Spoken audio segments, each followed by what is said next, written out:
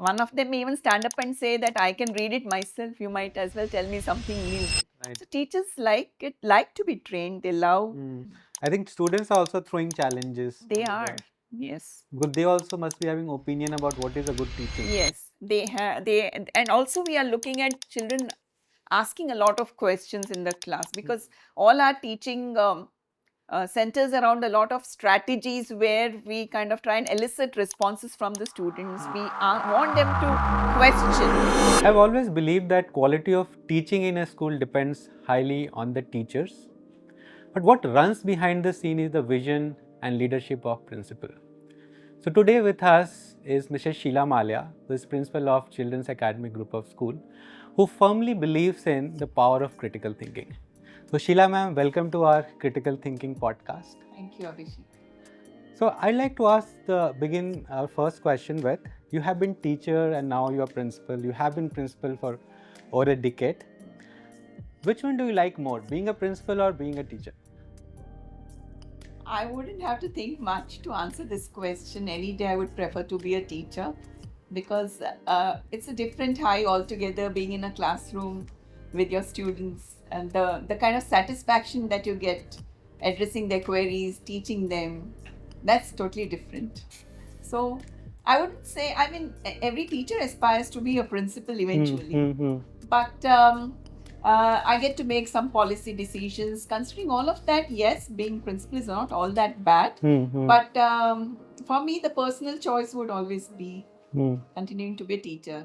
Yeah. So do you keep yourself touch with the subjects, and do you believe that a principal should have some classes or should be in the classrooms once in a while? I believe the council mandates that every principal puts in 12 teaching periods on a weekly basis. Okay. So I am in touch, of course. But then I always feel hampered by a whole lot of other things that I need to address. And so teaching doesn't seem that simple anymore because there are times when I have to go to the classroom and yet I have some client waiting at my office to meet me. So I'm caught up with a lot of things, and that's the issue. Okay. So let's shift gears to critical thinking.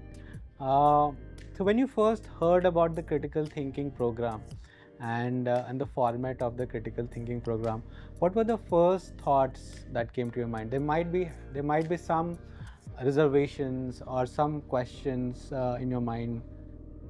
Can you elaborate on that? I remember that when you came up with critical thinking classrooms, we actually fell for it because for a long time we have been having this feeling that children are basically preparing for the exams. Rote learning ruled the roost, and even the assessments were basically looking at giving marks to correct answers. There was never any mark allotted for critical thinking. So somewhere along the way, children had lost the ability to think. It was always every teaching or learning that happened in the classroom was always with the intention of being responding in a particular manner in the examinations and getting the requisite marks. Right. So I personally feel critical thinking is more relevant than ever in considering today's in this world where we are fed with so much of information. There's an information overload, Right. and most of it doesn't seem to have credibility. People shouldn't be accepting it blindly. They should be actually looking at whether the information is from a credible source. Most of these things don't seem to be happening, and for that I think critical thinking sessions are a must. We must guide our children to think and evaluate before Right. blindly accepting. So when did you last use critical thinking? Any instance that you can recollect? I tried. Of course, there have been times when I have fallen prey to many of these WhatsApp forwards. And I remember this instance when I blindly forwarded it to one of my acquaintances, and I immediately got a response, "This is fake." And it was like a slap on my face. I felt, goodness, I've been forwarding fake messages, and I had forwarded it to quite a few. And that's when I realized that I really need to myself look at, the authenticity of the information. Now, having said that, I also happened to notice that over a period of time, even I had fallen prey to not thinking deeply about.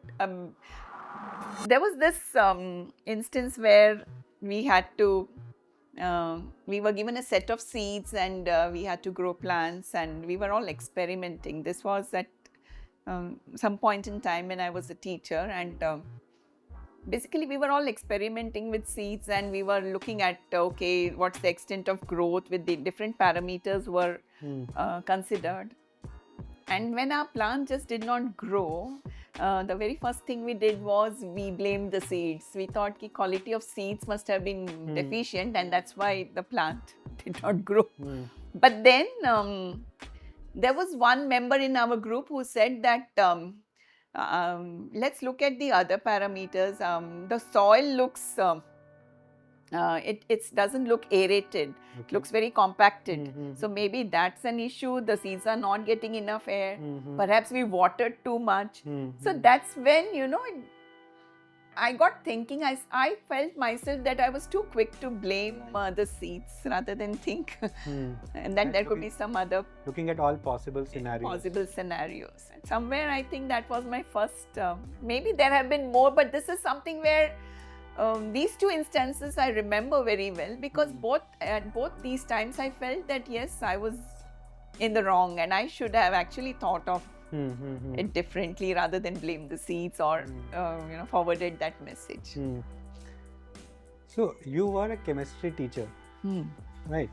So critical thinking in general, when we talk about decision making, a general decision making, like buying a house, so we have to do a lot of analysis, buying a stock. But in chemistry, how do you think critical thinking can be implemented? As in, there is a concept and we already know that concept is correct, right? It is given by a scientist. So do you think there is a need to again question that concept? Is critical thinking needed while learning these core subjects as well? I'll just give you an instance where we talk about the modern periodic table. And actually, before teaching the modern periodic table, we move on right from the very first attempt at classification of elements, right from metals, non-metals, and at some point in time metalloids came in, and then metals, metalloids, non-metals, and then this seemed to be a very it wasn't a very good way of classifying, because there were a lot of parameters that were not falling very well in order to classify. So that's how Dobryner came in, and he made an attempt at classification. It failed after a while, and then of course the others came in. So children often ask that now that we have the modern periodic table, why do we even need to bother about Dobryner, Newland, all those who've made failed attempts? Why are we even studying them?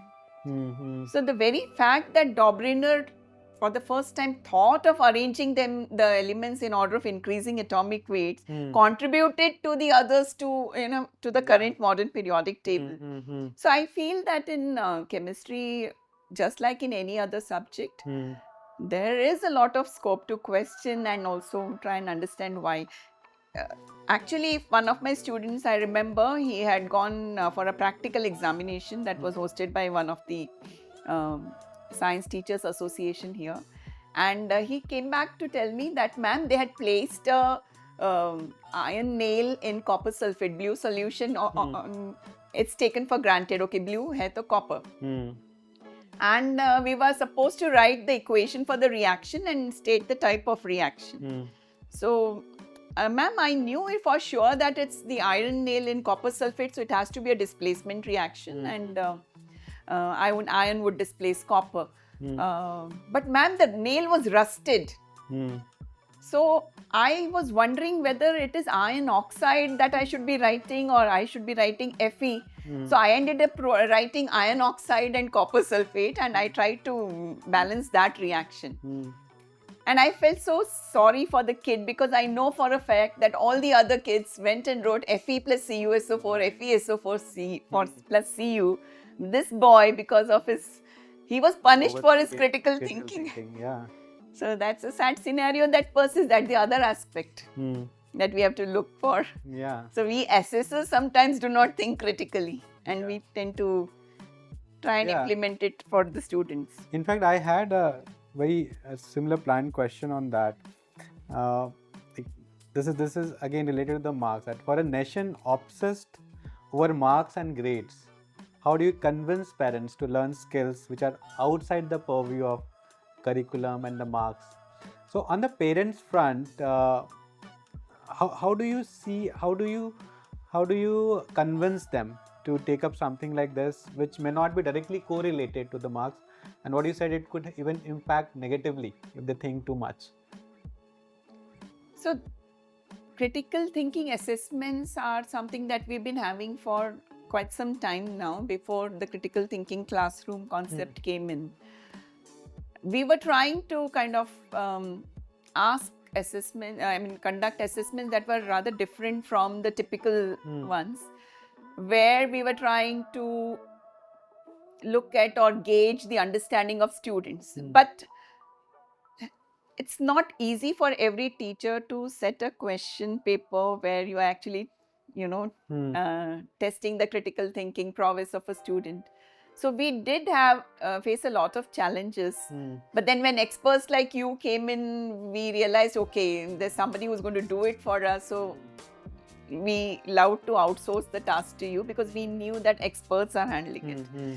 But then when we brought the critical thinking assessments in place, that's when we spoke to the parents, because we tend to take them into confidence. Whatever new thing that comes up in the school, we do speak to the parents. And we didn't see any opposition, because what we told them is we are training them for the boards. That's going to come in grade 10. But what we are doing right now in the lower grades is trying to help them to be prepared for that kind of thinking, the new global order that's going to come up. Because every employer is not going to look at only technical skills. They will look at somebody who is adaptable. They will look at somebody who is a problem solver. So parents are themselves aware of all these things. So we never saw any opposition coming from them. So long as they know कि school का grade 10th results is exceptional. So they have faith in us. Interesting. I think students are also throwing challenges. They are, yes. But they also must be having opinion about what is a good teaching. Yes, and also we are looking at children asking a lot of questions in the class, because all our teaching centers around a lot of strategies where we kind of try and elicit responses from the students. We want them to question. Basically, critical thinking itself governs teaching. So we love that when children are challenged and everybody is uncomfortable. In the class, the teacher herself is uncomfortable. Abhi ye kya puchega? Am I prepared? So it's, even if the child is asking something that the teacher is not aware of, we can't claim to be walking, talking encyclopedias. We can always tell them, I'll find out more and I'll get back to you tomorrow. But in the bargain 35 years that I've put in, I've learned so much. I can claim to be a postgraduate in chemistry, but I've learned so much of the basics after teaching chemistry in class, just trying to find answers to their questions. So any kind of advice for the teachers from your 35 years of experience, and any advice from the teachers in terms that teachers may not be open to certain things and that you believe they should be otherwise? I wouldn't call it an advice, but I feel it's the need of the hour, because if a teacher is not going to change with the times, then AI is anyway taking over in a big way. Most of the children have their own chatbots trying to explain them, tutor them in the way they want without any anybody running them down. But relevant, like in the age of AI, just connecting to that. What should teachers do to keep themselves relevant? So they have to constantly be in touch with whatever changes are happening in the world, they have to be able to answer questions of the students. And basically, they have to encourage questions in the class. If they are not ready with the answers, they can also always look up answers. And then nowadays, even for the teachers, there's a lot of help available in terms of experts being there online to help, answer their questions. So I think to stay relevant, teachers have to themselves learn, unlearn, relearn, and move forward. Keep evolving. Keep evolving. One more additional question that I would ask is, like, how has classrooms evolved over the years? Any concrete thought on that? Classrooms have really evolved because there was a time. So let's break this into 3 decades. So do you see any kind of a decadal change? Like if you look at 90s and now 2000s and then 2010 and now let's break it in 4. So actually that can go hand in hand with my evolving as a leader. Yeah. So right now I'm a leader. I started off as a teacher. So I started off at the, as a teacher where I was a practitioner, so to speak, teaching. At some point in time, I remember my management sent me for the Intel Teach to the Future program, where I got trained to be a master trainer. So that's when technology integration started. So in the early 90s, it was a typical sage on the stage attitude. I had fewer children asking queries. I was basically explaining. And there were seldom any questions asked. And even if the questions were asked, it was related to the explanation. Okay, ma'am, can you explain that again? I haven't understood. There was no questioning as to why are you saying this. What do we have to? There's no precise. There's a very broad question. Very broad, yes. Right, and this is what is critical thinking teaches you, like how to ask those precise questions, and not just say that, "Ki ma'am, can you explain that again?" Absolutely. What do you want to explain me again? Like, which aspect of it? Do you recall your first class that you took? Yes, I do. It was a science, and in those days it was integrated science. So I remember, yes. How was it? Which class did you take? I was given grade 7th science, and I remember walking into the class, a nervous wreck, wondering whether I would be able to manage. And those days we had around 65 students, and it was a state board school. Children's Academy then was a state board school, and I was 65. Children's Academy was your first? My first school, yes. Yes. I have grown with the school. Interesting. I started off at the Malad branch, which we fondly call Motherland. Achha. So that came into being 1970, yes. So more than 55 years now. So when I went to the class, I was rather nervous. I'm very young. And it was my first experience. And I didn't have a B.Ed also. I just had my MSc in biochemistry. And I was told that we don't generally take in untrained teachers, but there is a vacancy, so you can come on leave vacancy, and then if you take up B.Ed, and at some point in time we can look at making you a permanent teacher, but otherwise you will be here on a temporary basis. So I was looking out for a job, so I just joined, and luckily for me, I had to explain vegetative propagation in botany. It's one of my favorite subjects. Okay. Those days, science was integrated, right? After the bifurcation, I started taking chemistry. So the class went very well. I'm good with my drawing abilities, so I drew everything well on the blackboard, very neat work. And I kept them engaged. I don't know, but it went well, and I was happy that I could manage the first 30 minutes pretty well. And a class of 65 seemed very daunting, but I did a good job, I believe. So from then on, there was no looking back. I used to teach math and science those days for grade 7. But like I said, these early years of teaching, so many years of teaching, gave me a very good grounding with the pedagogy. And after that, the Intel Teach to the Future Master Trainers program, and post that, I was a mentor for many teachers where I went on to train them to use ICT in the curriculum. So that was the change I noticed in the early 2000, where we brought in ICT into teaching, where we had TVs and overhead projectors. We brought in PowerPoints and stuff. So it made teaching a lot more interesting, and I guess a lot more interesting for the students as well. At some point in time, it evolved and I evolved. But one thing that I feel that has stayed with me is the constant learning, because these are the key drivers I felt. And looking back, I feel the key drivers have been the constant learning. Rather, I would say again, unlearning many things that I already knew, then relearning. And of course, networking, it helped.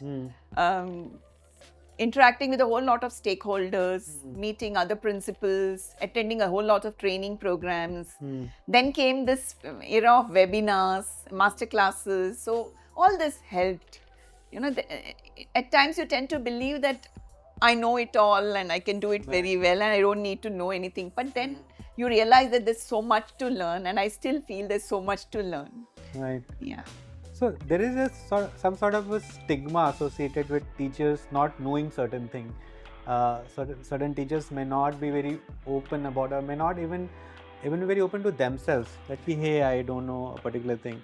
So can you break that stigma for the audience by sharing an example where you knew a certain concept not very well, and then you worked upon it, or you know it wrong, and then you realize that hey, I was knowing it wrong, and well, that keeps happening all the time.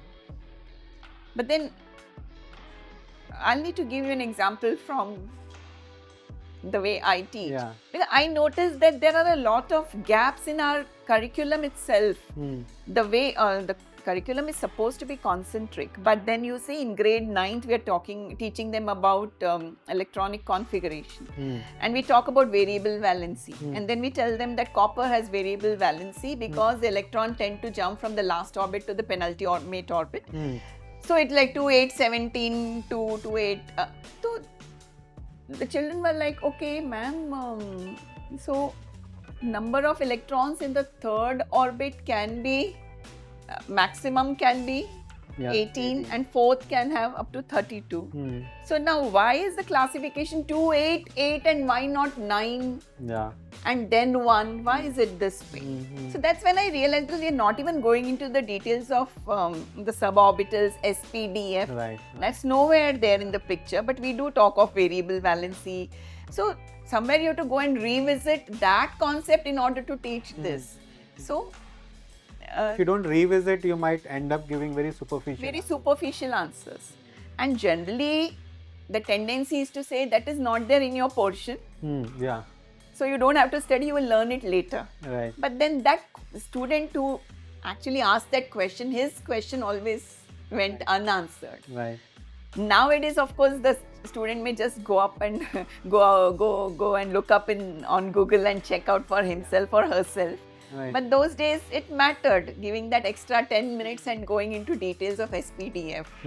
So I always felt that no question should be left unanswered. Yes. But having said that, there were students in the class who were completely disinterested in this extra bit of information. They were like, no, she goes on again. Now, this is not in the curriculum, why is she even teaching? Right. So, yeah, they're both sides. Both sides. So you are saying that we should not say that it is not part of the syllabus. We should find a way to either outside. Just the other day, like I said, it keeps happening all the time. Just the other day, our math teacher came back, grade 1, and she said, ma'am, when I was teaching months of the year and the number of the student is asking me, why are there 30 days in one month and 31 days in another month? And ma'am, it can't be alternate because July and August have 31. And also why February has 28? She said, ma'am, he had so many back-to-back questions. And I was myself struggling and I was wondering, why are there 30? This never occurred to me, nor did I ever ask anyone. So imagine, it's a grade 1 student who's asked this question and she wanted an answer to it. So now our teachers are more or less comfortable in knowing that there are many things that we do not know. And we need to check out the answers and go back and tell the students. It's okay. You tell the student, I'll find out and let you know tomorrow. Right. And they await. In fact, some of them remind you the next day, ma'am, you haven't answered this question. Interesting. So, like I said, we are constantly learning new things because our children are asking a lot of questions, and we like it that way. I think that it has to, we should not be laughing at any question and run them down. We should be honoring every single question with the right answer. Right. And if you don't, if we tell the answer as this will come in the next class or later, the student may stop asking the questions. At some point in time, they will. Also, there are a lot of children who laugh at students who ask certain questions which might seem silly, but these are actually the critical thinking questions, very small, which for most is like, okay, to diya hai na, ye hai sachai, this is it. Right. But when the rest of the class laughs, and if the teachers laugh along with the children, then that you have, just stopped that child from ever asking questions. So we also tell our teachers that when students answer questions, never run them down in front of the class. And if there are people laughing, please tell them that every question is a question worth answering. So you should not. So now they are pretty comfortable in asking questions, and that's the scenario in the school, more or less. That's a good welcome change. Yes. So, do you see a change in the student mindset also? Like over the years, there have been a lot of penetration of technology and AI. So, do you see students back then in the early 2090s and students now are very different? And what are those differences?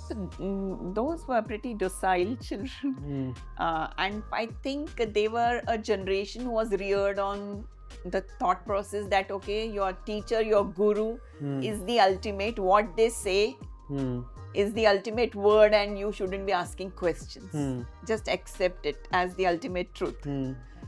The current generation loves to ask a lot of questions. Some of them actually go through the textbook, the chapter that is to be done. They prepare their questions and come. Some of them are already going to tutors and are coming and asking questions which have been left unanswered there. Some of them are also challenging teachers with questions which they feel they know the answer to. They know the answer to, and they want to know whether the teacher knows or not. So they're actually trying to check how much does the teacher know. It happens in the first few classes of Yeah, this is generally seen in the higher grades. Yeah. Yes. So I see a lot of changes in the students. They are. I don't see them fear questioning. I don't see them fear teachers, and they are quick to gauge a teacher and understand whether a teacher knows what she's talking about or not. And they're very clear and vocal about not liking a particular teacher simply because she doesn't know her subject thoroughly. Higher classes, they're very pretty vocal about it. They immediately come and complain that. Interesting. Yeah. So I have a similar question on this only. Like earlier days, maybe if you go back to very early days, 18th century or 17th century. Okay. So they used to, like you use the term sage on the stage. So there used to be sages, right? And students were expected to absorb everything that sage is saying, right? So is it because that back then the information was the most important thing? Because you need to just take in information. Now the information is free. It is everywhere. Now something more than information is necessary. So if a school is giving information, then it is not doing justice. But earlier days in the 16th century, information was the thing. Do you see that transition, that now since information is so much easily available, we don't need to focus on information, and earlier days it was all right? I guess so, yes. It's all available at the click of a button. So basically now we need to teach. There is information overload. So basically we now need to teach our children to discern facts from opinions, to check the credibility of the news, and authenticity, all of that. So that requires critical thinking. They need to question and they need to understand whatever is being said is right or wrong. And but unfortunately, having said that, we are still our system, the education system, is still focused on a lot of information. And there is information overload even at Even in the current even system. in the current system. Do you see that transition happening?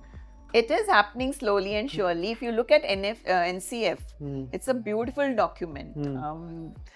Uh, in fact, each time you read it, you look at it differently, and there's so much. It's such a thick book, and we actually visit and revisit it, and every time there's a new understanding and new learning.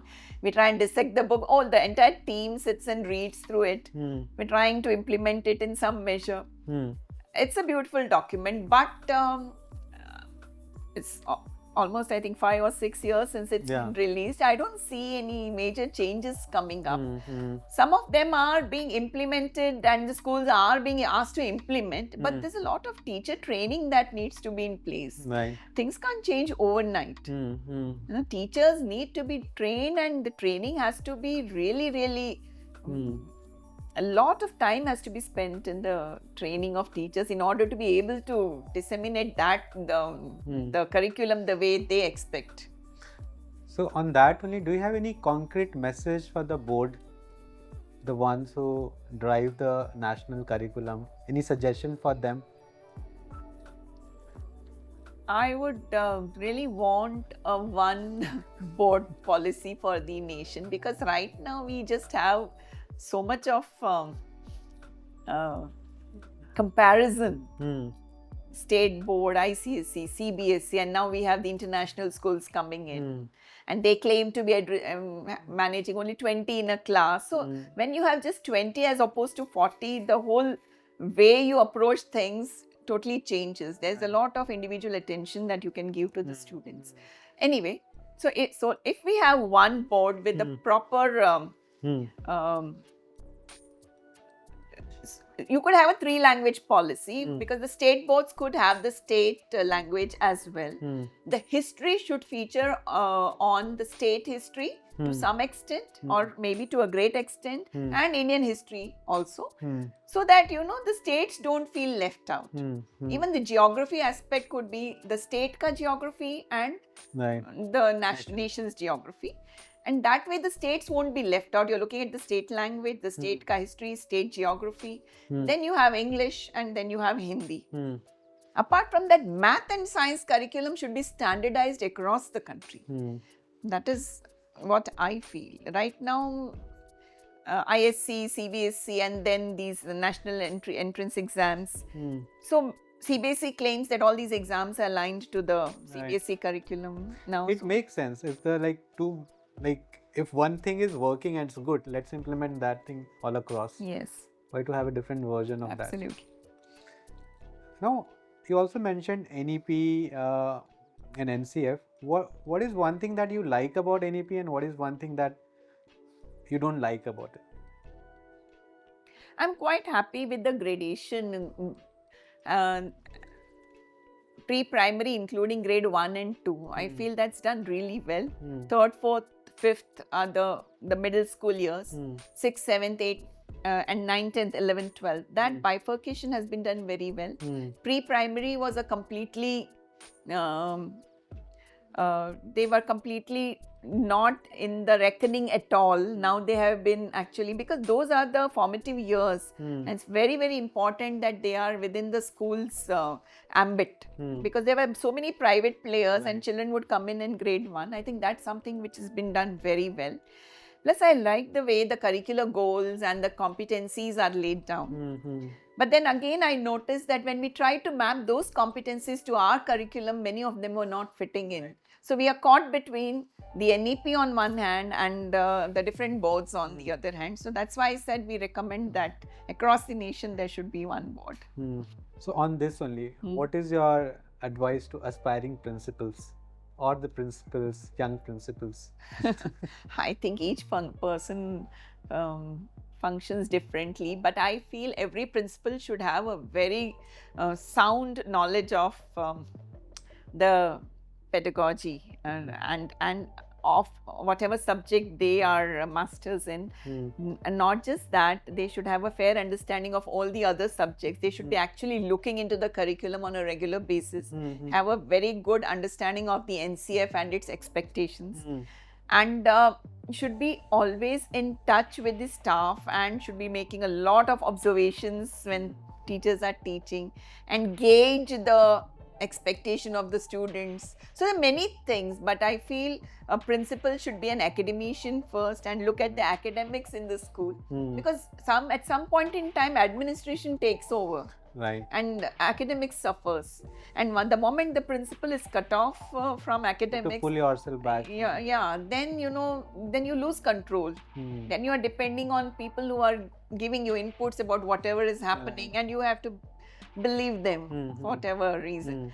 So I feel a principal should be always very much, I mean, you should, in your schedule, you should have 50% of the time dedicated only for observations and understanding how academics is happening in the school. So you observe classes? I do, and for me, I'm lucky because our school management handles a whole lot of other responsibilities like admissions and the school bus transport and all of that, the fees and stuff. So we are relatively lucky because the management's philosophy is that all principals should be very, very grounded in academics, and that is their expectation of all principals. At Children's Academy Group, you'll see principals very much into academics all the time. Interesting. Yeah, I feel somewhere that has contributed to our school doing so well. In fact, that was I was thinking of asking this question, that why is Children's Academy Group doing? We are Mumbai number 1. Yeah. We're going to meet you there. We are Mumbai number 1, Maharashtra number 3. And first time I'm Mumbai number 1. Oh, many congratulations. Yeah, thank you. We ourselves are surprised. Arey, Mumbai number 1. I'll ask question based on this. Because बड़े-बड़े हैं हम, मतलब जो नाम Mumbai से बहुत बड़े हैं, पोद्दार है, जमुना बाई है. So it is number 1 ICSE school. Number 1 ICSE school. I think what they've done is they have opened a new Ivy League. Okay. India's Ivy League schools. I think they have shifted Jamna Bai, Ambani, and all the expensive schools in the Ivy League. Okay. So that made way for us, I think, to become number 1. Otherwise, we were like, Ambani hai, Jamna Bai hai, Poddar hai, ye sab to matlab. But you are competing with Singhania and others. Now Singhania, we are not competing with them any longer because they are in the Thane district. We are Mumbai suburban. So they are first there. Acha, they are first there. Oh, interesting. We will compete with them. Our Thane branch will compete. Thane branch will compete. It will take time. Interesting. Yeah, so I'll ask this question. So Children's Academy Group figures in top 3 every year. So how does management and how do you ensure that you maintain that high quality education and high quality infrastructure, and you design excellent curriculum? So what is the secret behind this? So I think I'll give all the credit to the school management. Like I said, for the management, academics and the way curriculum transaction happens in the classroom is very, very important. There is a lot of dedicated time and effort going in the direction of lesson planning. So we ensure that all the lessons that are delivered in the classroom involve a lot of activities where children are triggered to think and question and answer. So every lesson plan is very detailed, and if you see, there are a lot of questions for every single topic. So many questions, and children are expected to answer. Sometimes we put in the expected answers also, and we ask the teachers to maintain a list of FAQs where many questions are coming up from the children, but teacher doesn't have the answer to them. So we tend to maintain a database of such questions as well, so that we can further improve. Teachers go back and then yes. So that and that is why I feel when it comes to pedagogy, it's excellent at our 3 branches. We are all on the same footing. Our question papers are sought after. There are many schools who look at Children's Academy's papers. Plus, we have invested in hands-on, STEM learning. We have do-it-yourself activities in science, and only when they conduct these activities, they are all aligned with the lesson planning. So they perform, they answer, and it's learning with understanding basically. So I feel a lot of dedicated efforts have contributed to this. And we are a very standard operating procedure driven schools. For everything, there's a standard operating procedure in place.